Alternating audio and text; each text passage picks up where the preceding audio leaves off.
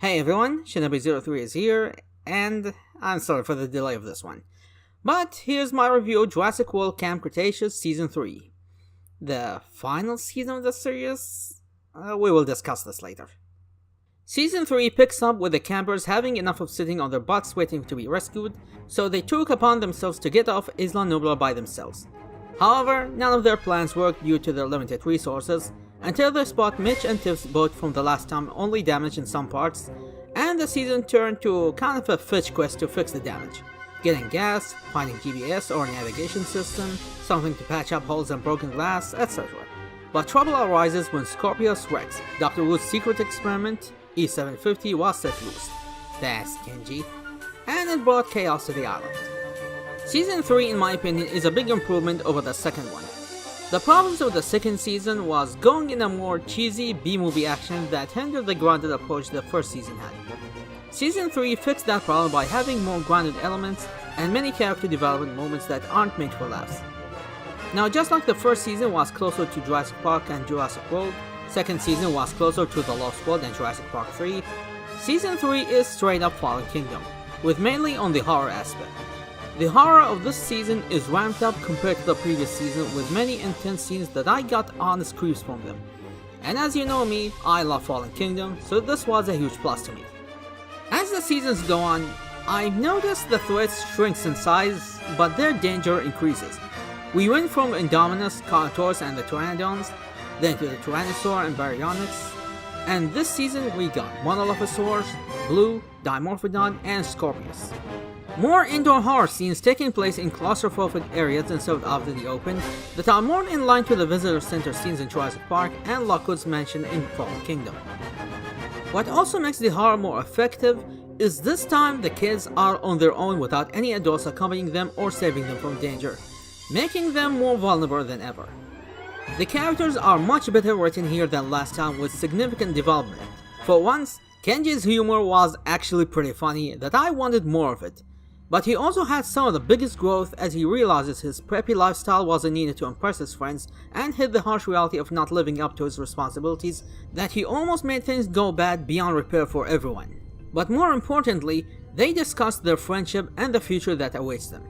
That once they leave the island, they will no longer stay close friends again. Each one of them will go their separate ways and may not keep contact with each other.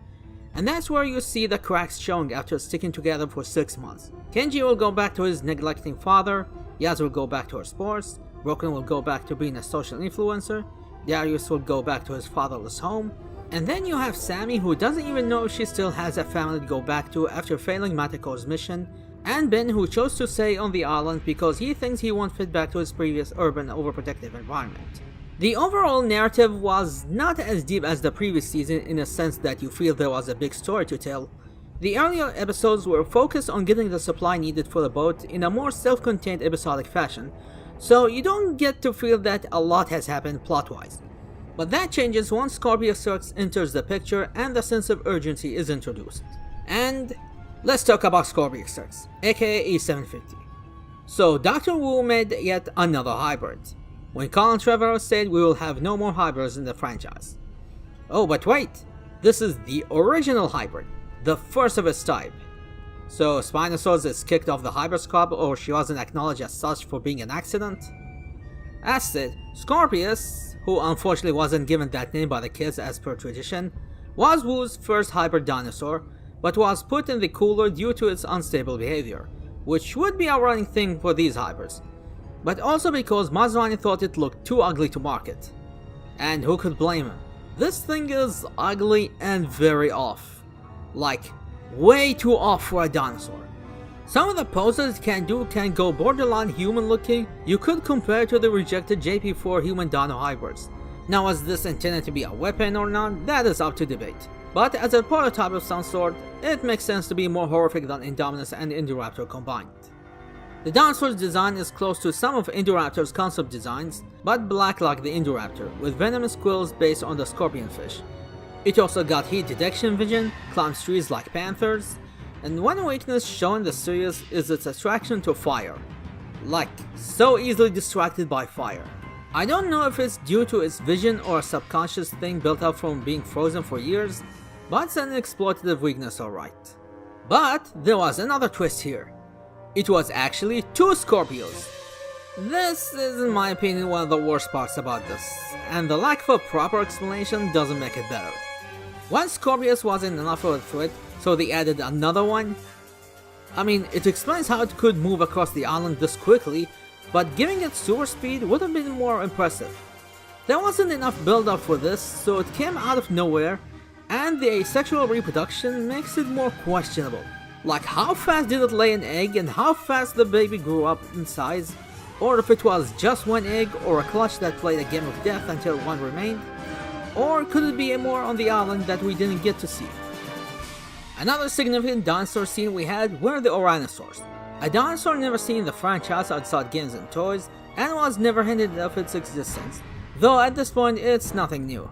And they were presented differently from the usual, as in they were very aggressive and want to murder anything they see, which is another part of the ramped up horror element of the season. We had a gang of the Monolithosaurus, and their role was pretty much the Velociraptors, chasing the characters in the penthouse in vents and elevator shafts, which is actually one of my most favorite parts in this season. We had the return of the Dimorphodon, who were absent from Fallen Kingdom and previous seasons in a short but also exciting sequence. And then we have Blue. After spending her time in the background, Blue is playing a direct role in this time around. Those who didn't like how domesticated the raptors were in the newer films may get some enjoyment out of her hunting the kids, but then will get disappointed when she befriends them later. But before anyone says this is dumbed down, remember what Owen said in Jurassic World. It's not about control, it's about respect. The kids earned her respect when they saved her from the compies and freed her from under the car, so she was still in character. Especially when you remember Fallen Kingdom, when we learned she is the most empathetic raptor of the bunch and protected Zia and Frankie for saving her. Bumpy is sadly left behind. Her companionship with Ben ended when she got adopted to an Ankylosaur family, and Ben had to say goodbye to her one last time. Normally the season would end when the threat of the season is gone, but this season had 2 more episodes, making it 10 episodes instead of 8. So what happens in the 2-part season finale? Well, remember when I said the season is closer to Fallen Kingdom? Turns out this wasn't a coincidence, as the last 2 episodes are literally taking place during Fallen Kingdom's opening scene. That's right, we are back to integrating Camp Cretaceous with the film canon, where we see more of the Indominus bone retrieval mission. Turns out, Dr. Wu himself came to the island to retrieve his E750 research he left behind, and there where he is reunited with the campers who need to delete his research from existence before he gets it and make more hybrids, but they face an ultimatum when they are forced to trade in the stolen laptop to Brooklyn's life. But with the laptop destroyed in conflict, Wu was forced to retreat, but not empty-handed, as the Indominus Redbone was safely retrieved, setting motion to the events of Fallen Kingdom. Meanwhile, the campers finally made it and set sail to Costa Rica. Now this would have been the ending of the series. There's nothing more to add, except for some little unanswered details. Manticore's side plot is left unresolved, Dave and Roxy never fulfilled their promise, and the last shot we had was a close-up to one of the doors of the yacht with muffled growling noise coming in.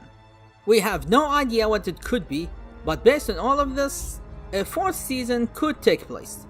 The question is, what more story can you tell, and will it take place during or after Fallen Kingdom?